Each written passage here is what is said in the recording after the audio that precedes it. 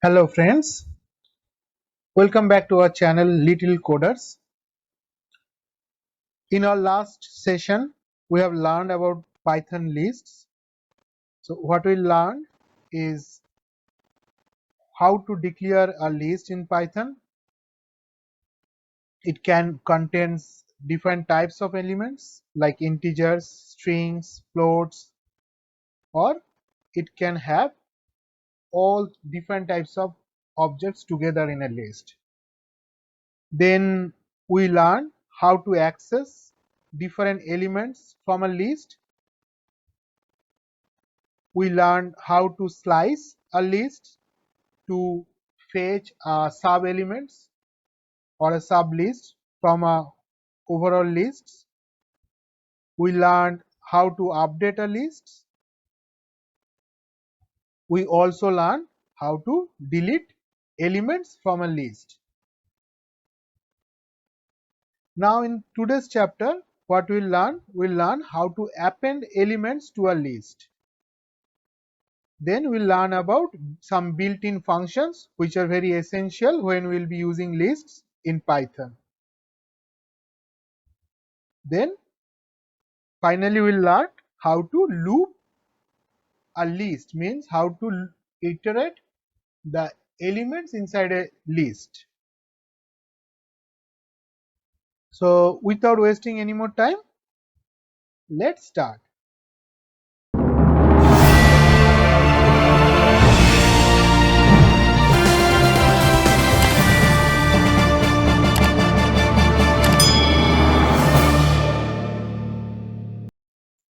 Now next is appending list elements. So we just now deleted couple of elements from the list. Now we want to append some of the elements in the list. So to append elements to a list, the append method we have to use. So append methods will add new elements to the list. Let's see how it happens.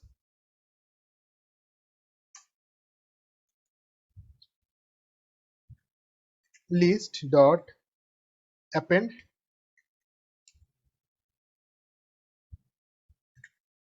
list dot append. Let's try to add. So we have to just add an object and it will keep appending after the last element of the list. So say last element is 99, we want to add 101, it appended 101. We can append another element. Say now we want to append a float which is 105.5, which will get appended after 101. Let's try to append another element which is a string, say tiger. Now let's see how it looks now, the list. Print.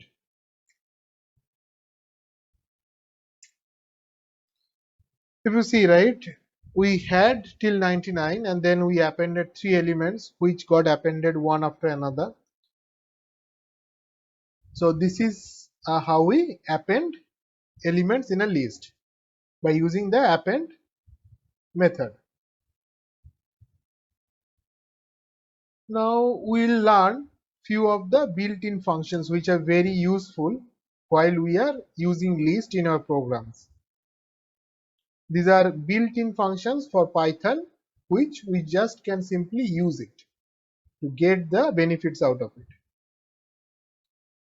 So the first one we'll be learning is len. Len gives the length of the list. So it will tell us that how big the list is, or what is the actual length of the list. So let's try to print it. Print. So the built-in function name is len, len, and we have to pass the list name, which is list in our case.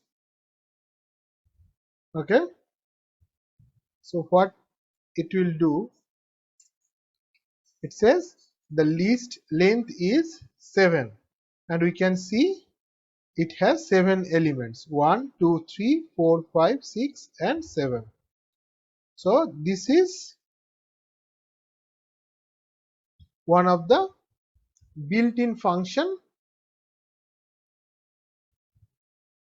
in Python to be used with list. So length will be used to know the length of the list. Now if you want to see what is the maximum value inside the list, we can use the max function. Let's see.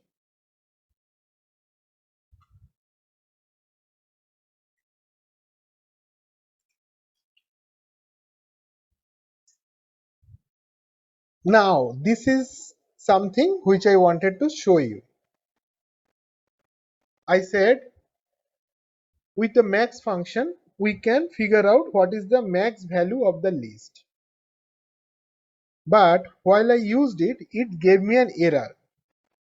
So it says not supported between instances of string and float, because it's internally tried to calculate and see which one is greater than which element, right? That's how it can figure it out, which is the max element. Now to do that, the float and the string value which we have in our list are not supported here, and that's why we got the error. So say if I have or create a new list, say number, right?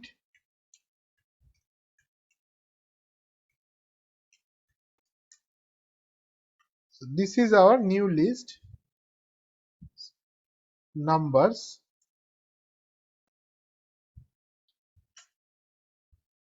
Now this will work. Print max, what will pass? Numbers, which is our list. So if you see now it is giving a result back which is 56, which is the maximum element or the maximum value in the list. So this is how we can use the max. Similar to max, we have the opposite, min, which we can use.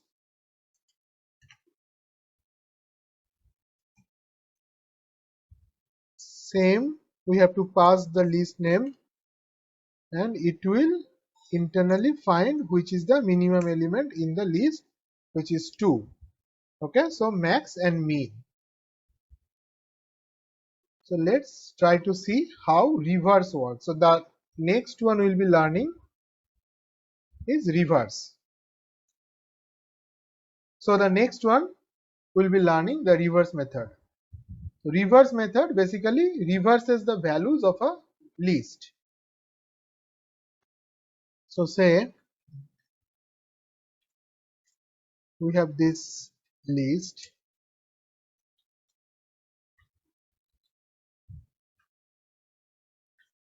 and we want to reverse the values. So what we'll do,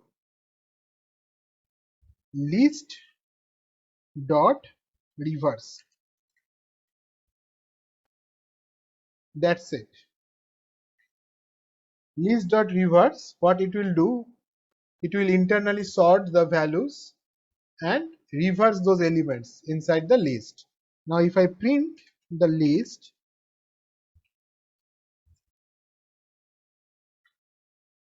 you will notice the values has been reversed.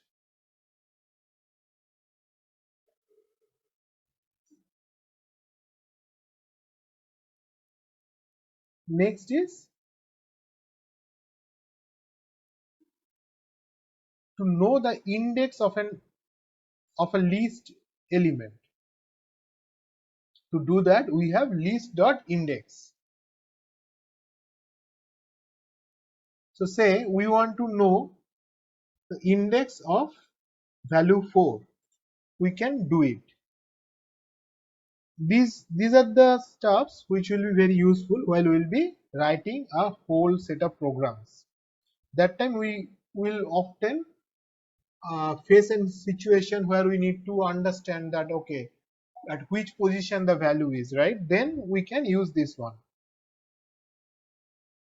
to say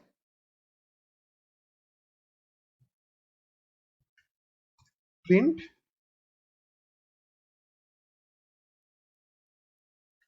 list.index list.index and say I want to know the index of value 4. So it is saying the index is 2 because this is sitting at second, means third position, which is second index. 0, this is 0th index, this is first index, this is second index. It's just index 2. Okay. We can use a method called sum to sum all the integer values of a list. So say this list has all the integer values and we can sum them or add them to a new variable. So let's say sum underscore values,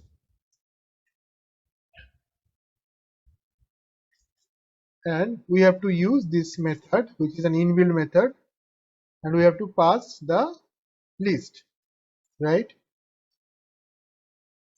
Now what it has done, it has summed up all the values inside the list and assigned it to this variable sum underscore values. Now if I print this element,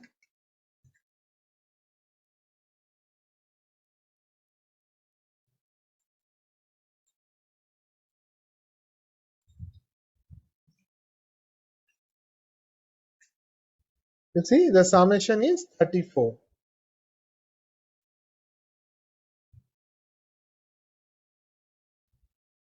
Sorry, I mean say the summation is 35.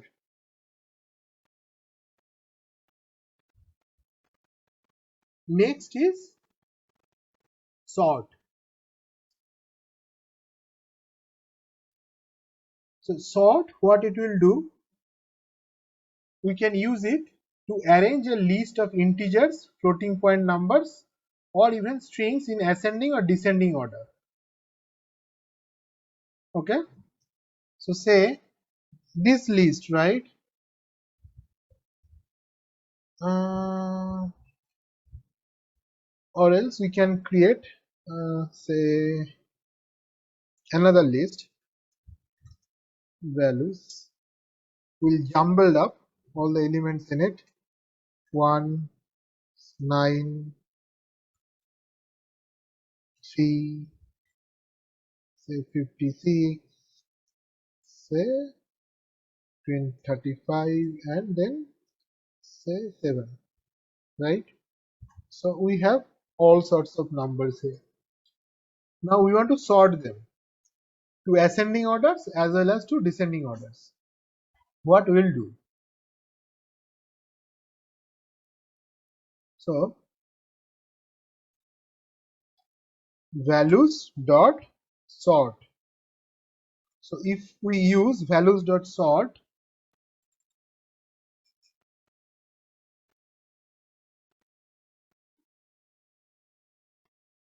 you see key none, reverse false.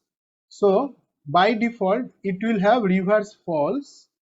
Now if we want to sort it in descending orders, we have to pass reverse equal to true as an argument.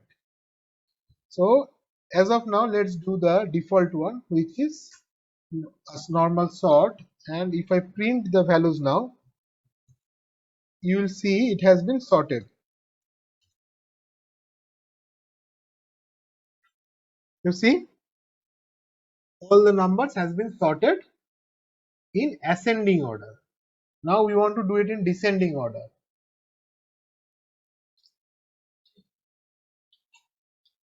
Okay, so to sort it in reverse order, it's simple. Same thing, but inside the sort method, we have to pass an argument says reverse equal to true, and that's how it will sort it in reverse order or in descending order. So let's do it. Values dot sort this one reverse equal to true. Now if I print it,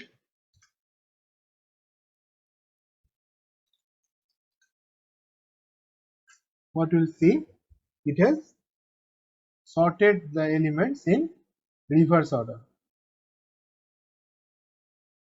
We even can do it for a list containing string elements. Let's see animals. Say we have cat, we have dog. You can name few other animals: tiger, lion, what else? Let's say goat. Okay. Now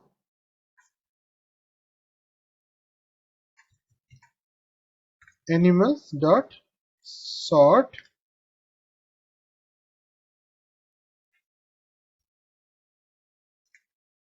print animals. You see, alphabetically these are sorted. For string, we can sort it by the length of the string as well. Okay, so in that case, it will be animals dot sort. Here we have to pass key equal to length. Now if I print it,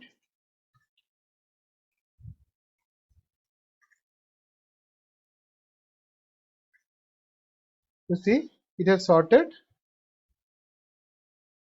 by the length of the elements. So cat, dog, and then goat, lion, and tiger.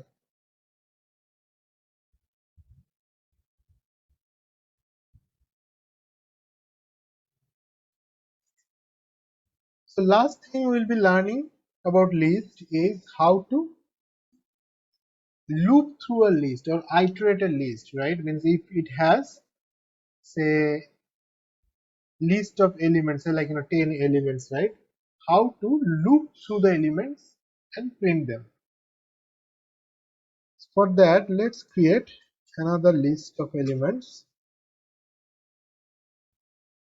Say 2, 5, 10, 15, 20, 30, 50, let's say 99.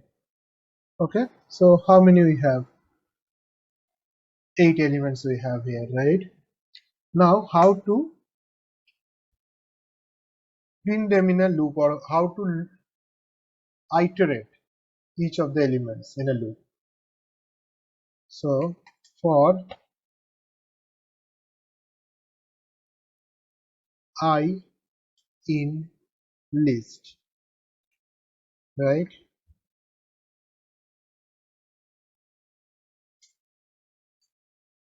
I equal to, I don't need to do that. I can simply, I was thinking like to add a number to each element, but let's try without doing that. print I. Okay.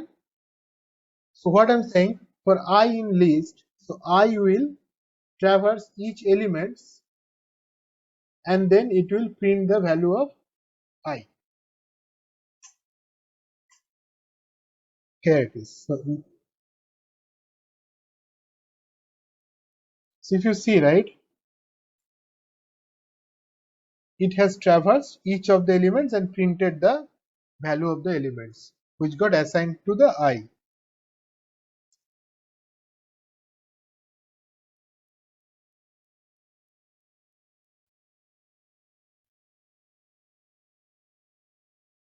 I think this is it for this particular chapter. We have seen the basic implementations of list, how to define a list and how to iterate to the elements and how to sort them, how to append and delete elements from a list. So if we want to think about the summary of this class, right, a list is exactly what it sounds like. Means it's containing a list of elements. It can be integer, can be different other values, can be string, can be float, and can be heterogeneous elements sitting in a list.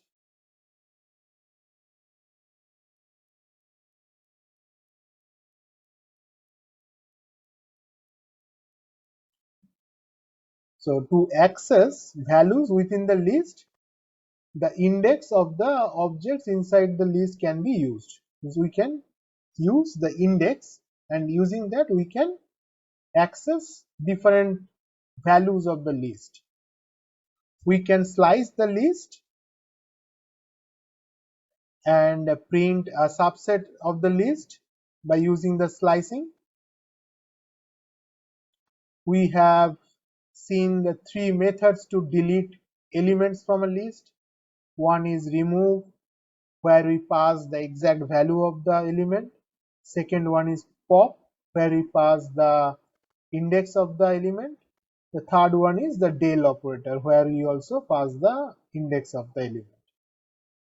We have seen the append method, with which we can append as many as elements into the list. That append will append the new element after the last element of the list.